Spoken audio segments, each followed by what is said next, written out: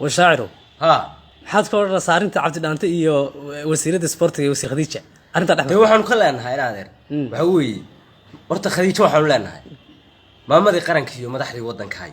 xilka waad mudantee ma kastaan ku aqoone beelma maamushida umad baad matashaa cid kasto maan yari ha iska soo murantay maqalkaaga ka og kowdhe qof kasto la macsuumo hadii uu microphone macshirka la istaago macnaha lumayo madasha khalkhalaysadii ma garat abdi iyo murtidaadu waa abdi adigoon ismaqiiqin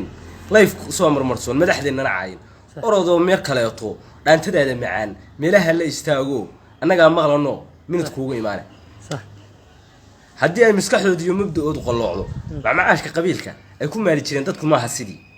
anigoo magacayga muunadayda adduunku meel kastaba uu ka naajo bulxume ma dhaafino macruuf baan iska joogo cidnay ma macsuumin ma garat hadda macnaheedu ma inaan xanaaqo maaha macnaheedu de marka waxaan leenahay meelaha ay ka dhaantay